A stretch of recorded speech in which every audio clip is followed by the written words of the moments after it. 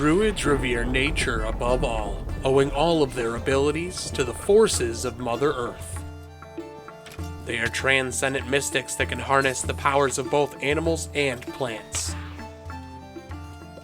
Power of tooth and claw, thorn and venom. Blessed by the world around them, they are not to be underestimated. Alright, let's get started on our druid build. Take a look at our gear.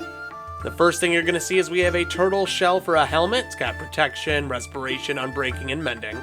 And then we're using leather. I've got green, brown, green. These all just have some mild protection, unbreaking, and mending.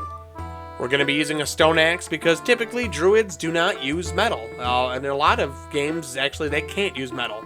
But we do have sharpness, unbreaking, efficiency, and mending on that. So it's still a pretty cool axe. Now, once again, in order to enchant our gear, go ahead and slap it onto an anvil.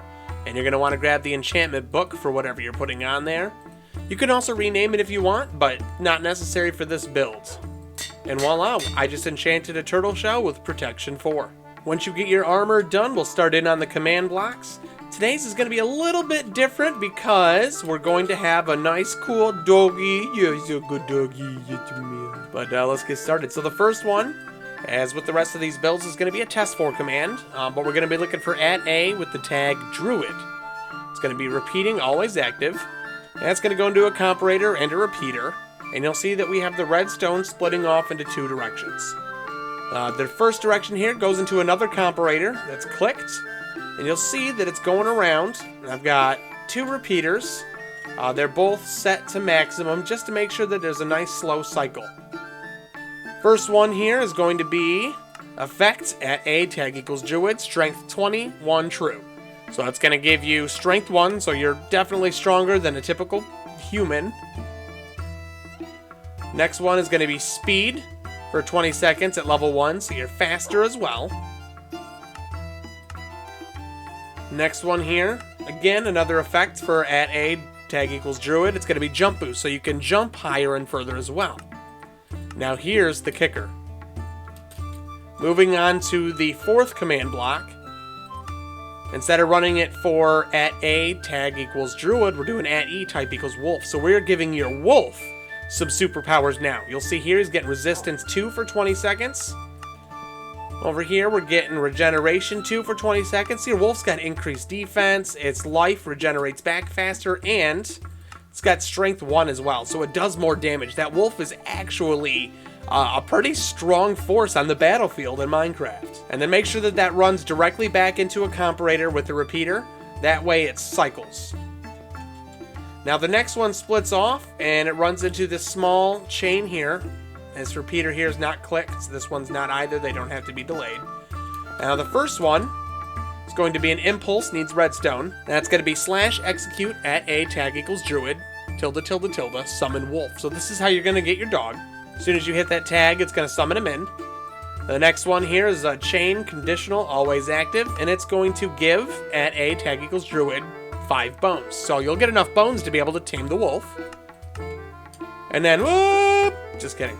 The next one here is execute @A tag equals druid, ~, structure load spore, ~1 ~. So spore is going to be the poison attack that you saw in the beginning.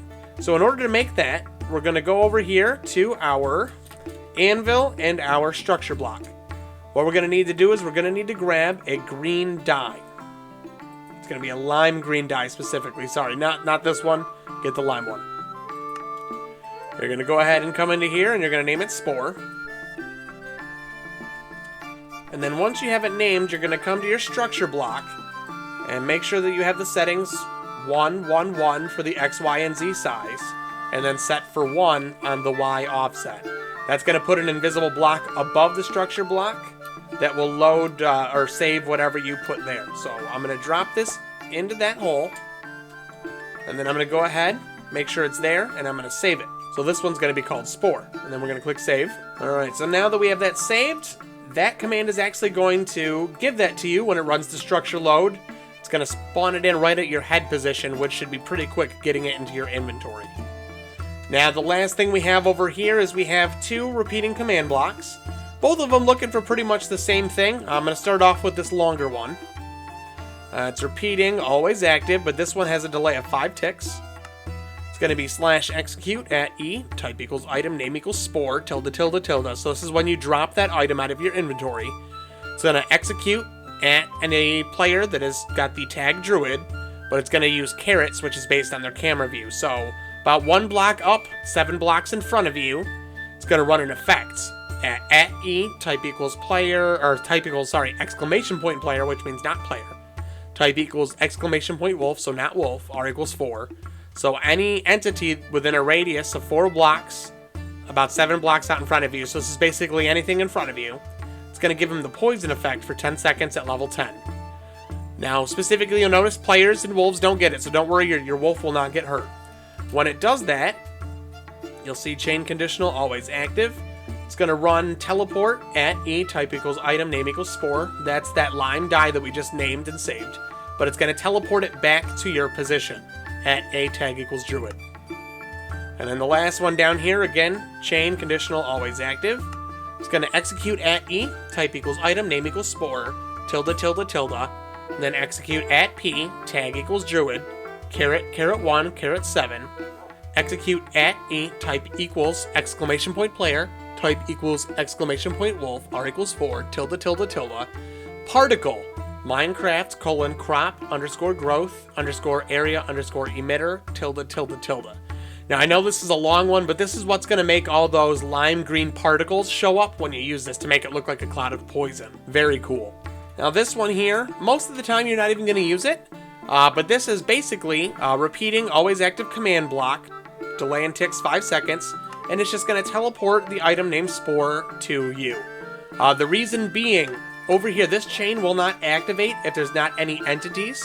So if you throw down the die and there's no monsters there to get the poison effect, it's not going to run the rest of it. It's not going to teleport it back to you or anything like that. This allows it to teleport back to you no matter what. So even if you miss, it's still going to come back to you. That way you don't lose your power. Hey buddy, who's a good doggy? If you would rather master the arcane forces, check out the Wizard class. With spells such as lightning, explosion, and shield, it's a true force of nature. This is Brown Code 67, and I'll catch you next time.